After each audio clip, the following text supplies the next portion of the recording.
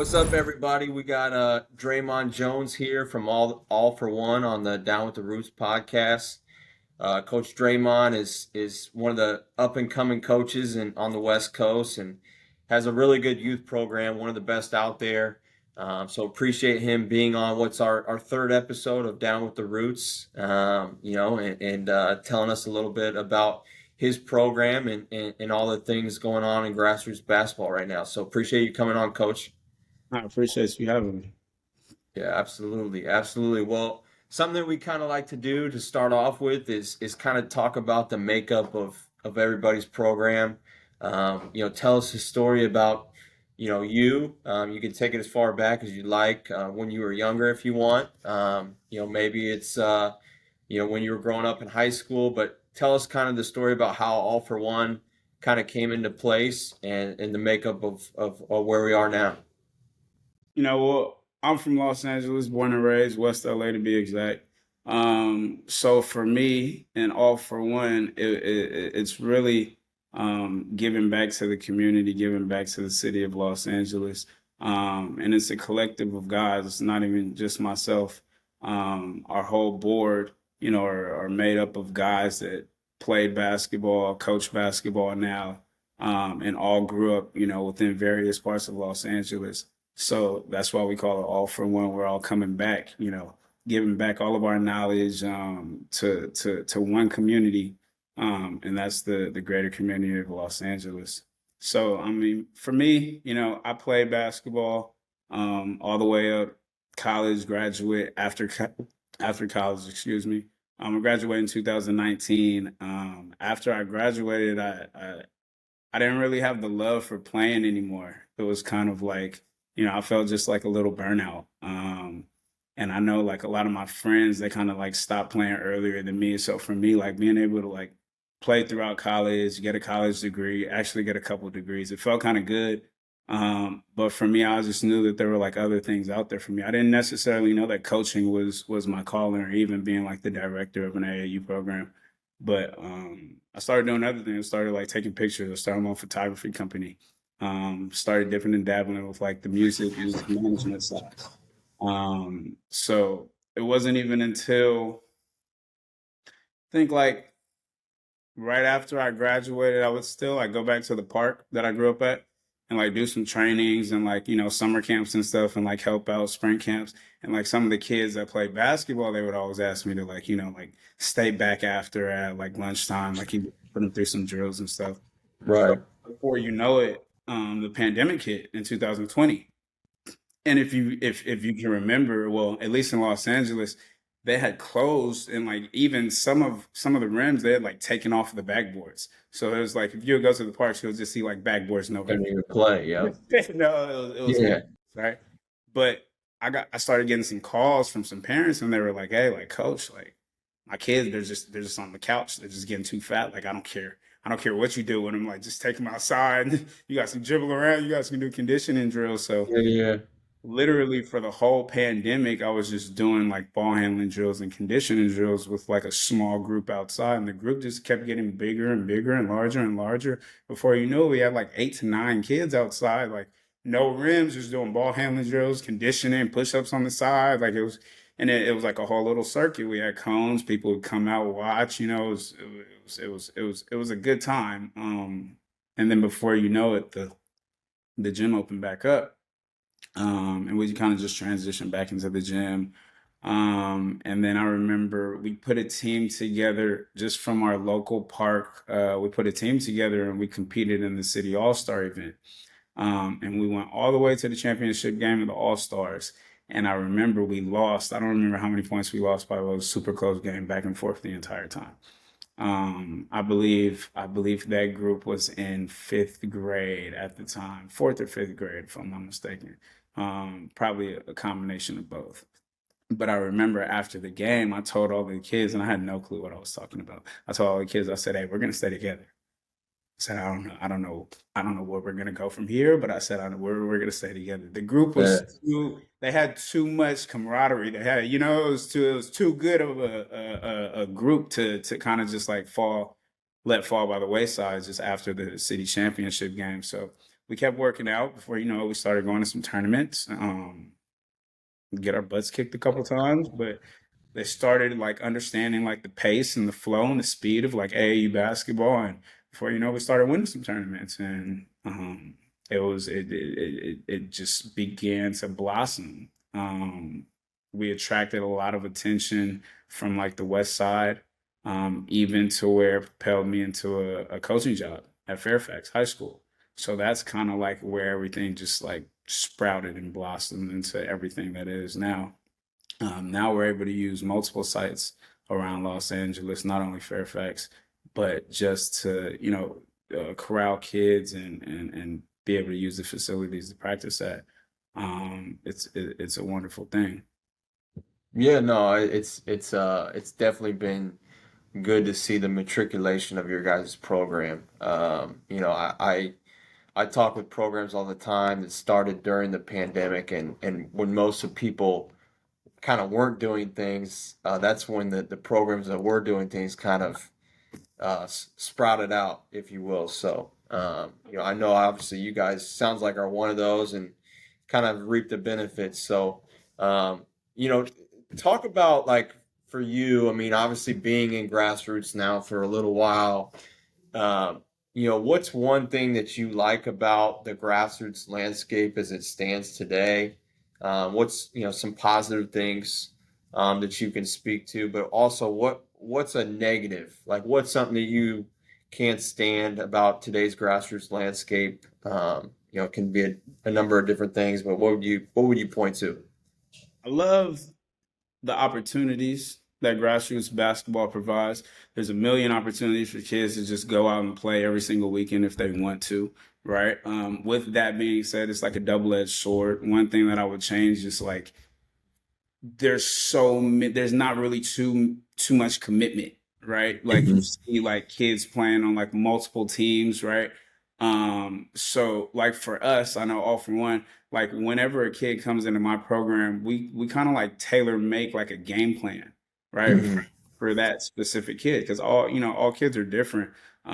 So we look at each kid as an individual and we say, okay, well, what's the best plan for this kid to be able to, be successful, and ultimately, like, our goal is for when they go into high school, be able to play immediately, whatever that level is. Like we said, like Right. all kids are different. So they might, we might be getting a kid ready to play fresh off. We might be getting a kid Yeah. ready to play JV. We might be getting a kid ready to play varsity immediately. But with all different trajectories, it's tough to always follow through with those game plans, right? If kids and families are like inconsistent, and then oh well, we have to be here this weekend and we have to be here this weekend. It's like, okay, well, you almost have to just treat it like such, but I feel like that's just one of the things that I would, if there was like a structure, if there was a way we could put like an infrastructure in place to where like we could make kids like commit more, almost like Yep. I feel like the best structure would be for me, like, how they have like clubs in Europe, like kids Yep. grow up in those clubs and stuff. For me, like that's like the coolest thing ever. Yeah. Yep. No, it's funny. Like, I was talking to somebody last summer and they were saying that, they were a volleyball family, and he was a basketball family too. It's actually a pretty prominent family in LA. Their kids went on to play Division 1, but volleyball family too. And he said that hey, basketball should be more like volleyball. And I said, well, what do you mean? He said volleyball's got a governing body and basketball doesn't. So, some interesting points, but I definitely think that as basketball becomes more and more prevalent, that, people like you, um, need to sound their voice with kind of what's going on in the entire landscape. So, um, definitely some frustrations as well. So, but as a program director, I guess that kind of leads me into a little bit of my next question. As a program director that's been doing this for, as 4 or 5 years now, what's one thing you would tell your younger self now that you've been doing this that maybe you would have, if you would have known back then, you wish you would have known now? I think it's just maintaining the relationships. Your relationships are everything in this game. Your relationships with families, your relationships with tournament directors, and other coaches. Your relationships really carry you through. You want to have a program that other people think highly of. There's a lot of competition, like I just said. There's a lot of opportunities for guys to be able to be here, be there every single weekend. But it's the relationships that really keep your program's name prevalent, and keep you talked about in high regards. So I feel like if I would just tell my younger self anything, just because when you're young, you're kind of just like going through the motions. You kind of just you're not really like thinking about anything. You're just going through things. I feel like I would tell my younger self, just be mindful of the relationships that you have with everybody, and try to keep them as working and positive as possible, just because you never know who you might run into, down the line. Yeah, yeah, yeah. Um, you talked about a little bit about you're from LA. Um, who's got the best basketball in the country? I'm assuming you're gonna say LA, Yeah, I was but about to that's a no-brainer. but talk about like why that is. Talk about the basketball culture in LA. Is it good? Is it bad? Is it on the way up? Is it on the way down? Just describe the basketball culture as you know it in LA. We're killing it right now. Yeah. The All young right. boys, they're going crazy. Is Um, it better today than it was back then, or what do you feel like? okay. Um, I like where we are right now. I like where the city is right now. The huge debate right now is, public school versus private school, right? And there's talent in both, right? We talk about like the city of Los Angeles, like the actual, like city section and stuff. We just played against Elijah Arenas the other night. Kid's a killer. We play Are against. you at Redondo? Are you coaching over? Where are you coaching at? I'm at Fairfax. Oh, Fairfax. That's right. I'm in That's right. Fairfax. That's right. I'm in That's right. Fairfax. That's right. And we just, Taj is in our conference, my little bro, and he's an animal, right? Hmm. So talking about like two guys that are all Americans, um, right here in the city. Not to mention, once you step out of the city, you got Tyron, you got Jason Crow, you have Yeah. Lena, even the city right now is booming. Not to mention all the guys at Sierra Canyon. Like I think the city right now is really in good hands. We're pumping out talent left and right. There's a reason why we have the most McDonald's All American nominations. Yeah. Yeah. So you think it's about the same, better, worse than what it was when you were growing up, or no? I feel like my guys are gonna hate me. All my guys are gonna hate me. It might be a little better right now, just because of the attention that it's getting. Like we had some dogs back when I played, right? But we didn't. Not everybody got the shine, right? Like you had to like really be like a phenom to really like be on the forefront of things. But now it's just like everybody's being exposed to the talent that we have out here. Um, and I think they're a little more athletic. I think the IQ level isn't there though. I think we were a little more smarter as basketball players. Yeah. But their athleticism nowadays is through the roof. We have some guys that could go, that could run and jump, when I was playing, but nowadays it's almost like a premium. It's like everybody's just coming, just flying through the air, fast as hell. So. Yeah. Um, I would give it to the younger guys. I'll give it to the younger guys. I Yeah. got you. What about who you like for the state championship Southern section? You got anybody or no? Um. Well, since Elijah just knocked us off, I'm gonna go with my guys down the road. I'm gonna pick Westchester. I think they're Yeah. gonna win city. Yeah, I think hopefully they can go all the way. They can bring one back at least for the Western League. I love those guys over there. We're rivals within the city, but those are my brothers on the other side. So Right, Now right. out, you feel me? I can cheer for my guys. Southern section, that's gonna be tough. Ah, I Harvard Westlake is the favorite, but I feel like if Notre Dame has to see him again in the championship, then I wouldn't bet against Tyron too many times in a row. I All think right, he's all gonna right. figure it out one of these times. I think he's gonna figure it out.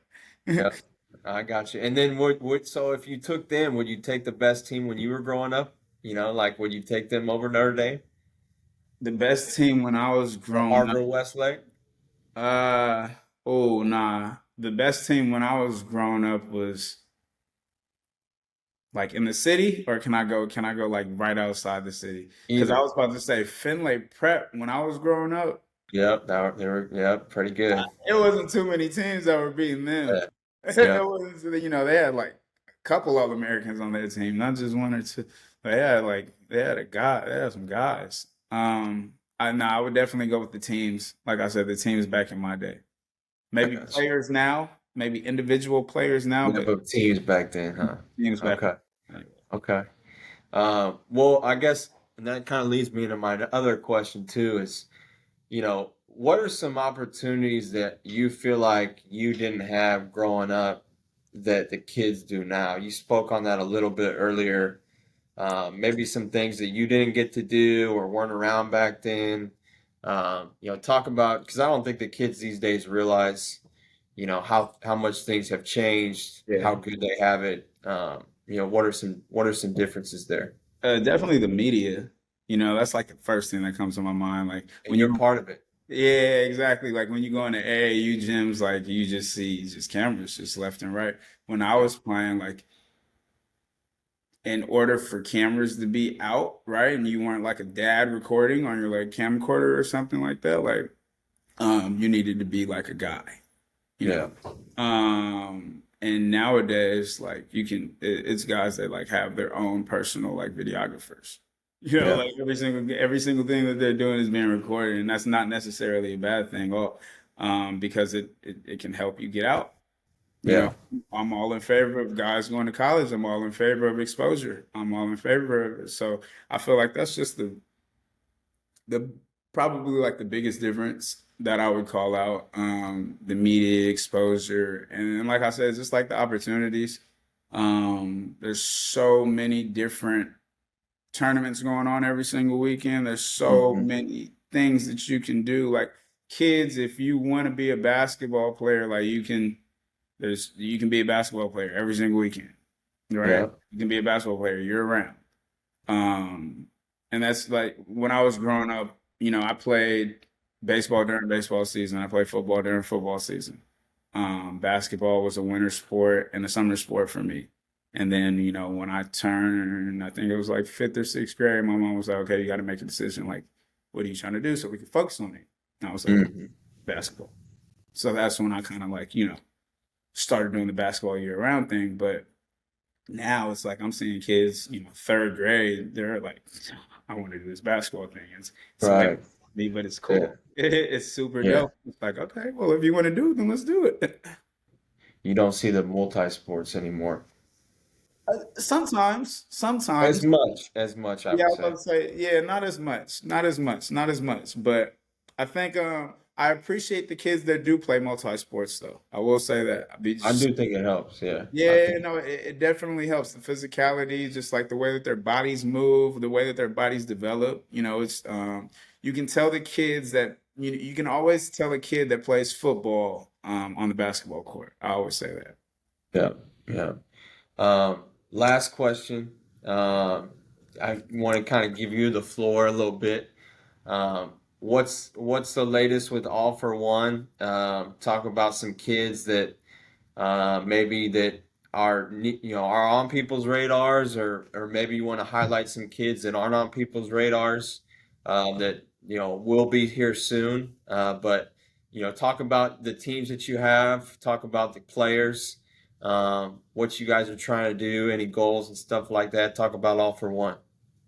So right now, currently, we have four teams. We have a fourth grade team, a fifth grade team, a seventh grade team, and an eighth grade team. Um, you want me to start with the younger ones, or you want me to start with the OGs? Which one? Whatever. I know you got a lot of kids. You got a We lot of do, kids. we do, we do, we do. A lot of stories too. All right, let's start with the younger kids, the tens. You definitely want to watch out for Dwayne Poley the third. Kid's a killer. I know that name. Obviously, yeah, I was just about to say, obviously, we know the basketball pedigree that he comes from. His dad's also one of the coaches in our program. Um, I like to call him my nephew. I've been knowing the kid obviously since he was born. And now he's just turning into such a unique and dynamic basketball player. It's extremely fun to watch. If you ever come to any grassroots tournaments, you'll often find me on the sidelines yelling at him, probably a lot more than the other kids. That's just because we know the ceiling, we know the talent level. So Dwayne Poley the third, he's definitely one of the kids that you want to watch. Also on that 10U team, Trust Wiggins. Trust was our Ball is Life All-American for what? Okay, so third grade last summer because now he's in fourth grade. And the kid is, we don't pay attention to like the elementary school rankings for the people that do that. But for me, I know like when it is time for him to be evaluated on a national level, he's definitely going to be one of the higher guys on that totem pole. Trust Wiggins, just a dynamic basketball player, fierce competitor, do a little bit of everything. Left hand, right hand, rebound, pass, shoot, gets gritty with guys, toughest kid on the court. Sure. Um, yeah. Another kid on that team that's been showing a lot of bright things lately, Lamar Sally. Lamar Sally is his father actually played in the NFL. So athletic pedigree. Dad definitely knows what it takes to get him to that next level, and he pushes him. So like all the things that I teach him in practice, like you can see, like his dad like works on, when they're by themselves and stuff. He sends me videos and stuff all the time. It's like super dope to watch his development. Now he's turning into like a bigger guy who can like handle it, pass it. He's always making the right decisions. Great rebounder, holds down the paint a lot for us for that fourth grade team. On my fifth grade team, Tyus Applegate, the kid started with me, and I remember, just like teaching him some dribble drills, like in his driveway in his backyard. And now the kid, he's like he's like I said, he's adding to his game. He's starting to hit the mid range, the pull ups, finishing with both hands. Super willing passer, competitor. He's a competitor. Um, Also, multi sport kid. Plays baseball, does a little bit of the football thing. So Mhm. you know, he's definitely a kid to be on the lookout for. Another kid, Cam Miles, Mercado. He's just a dynamic two-way kid. Loves playing defense. Loves finishing transition. Um, Slasher. Goes to the basket with reckless abandon. We had a rec league game last night, and sometimes watching him play is like a one-man band. He gets a Mhm. layup, get another steal, get another layup, throw it ahead, like and he's a You fierce. got to share some of your players, man. You got them all. Sounds Yeah, like. he's a fierce competitor. Going to that 13U team, my seventh graders, Dorian Gooden, my point guard, small gritty point guard. He can really shoot the crap out of the basketball, left-handed, so he's like really really crafty. And he's of that like stronger build too, so Hmm. he likes using his body and getting physical with guys. Also on that seventh grade team, Jack Garrigan, multi-sport kid. He plays baseball, he plays football. So he's like just super athletic on the court. He's been with me since he started playing basketball. I remember I had him playing with the 9-year-olds when he was 7. He's just killing. So now he's of age to where he can think the game through. Like I said, super athletic. Really gets downhill at a really good rate and plays with pace. Still developing the jump shot, but when he gets hot, he's a problem on the court. That eighth grade team, there's a lot of guys to look out for. We got Mike Taylor. Not really a guy that's played too much AAU, but he's been with the program for a couple months now. But you know he's developing as a point guard. Super athletic, hyper athletic kid. Uber talented. Um, he can literally do it all. He's about 6 feet, 6'1", and can rebound, can handle it, score on all three levels. Strong guard. He's going to be super fun to watch in high school next year. Still don't know where he wants to go for high school, so we're trying to figure that part out. But he's definitely Fairfax. hey, let's talk about it. He'd be great for us. But he's definitely gonna be a talent to watch for the next 4 years. Last but not least, Jaden Garibay, another kid that's been with me since he's been, I don't know, 9, 8 years old. I always make fun of him because I'm like, hey kid, I remember when you were like the little chubby kid with me. Right now he's like 6'3", rebounding his ass off, tough as nails. Comes from a great family too. Just like I remember just like several conversations with his family and I was just like, Dre, like how good do you think that Jaden can actually be? And I'm like, I think we have something with him. Um, and now he's really starting to like, you know, spread his roots. A guy that he's been through the ringer. He's been the best player on the team. He's been at the end of the bench. So he's seen a lot early, and I feel like that's kind of like what's bringing it all together for him. Going in his ninth grade year, he's probably one of the kids that I'm most excited about. Just because the pedigree and the toughness that he's had to endure already, and his skill level is through the roof. He can score on all three levels. Ball handler, like I said, he's 6'3", so he can come in and he can rebound for a team immediately. He's going to be a very high level prospect moving forward.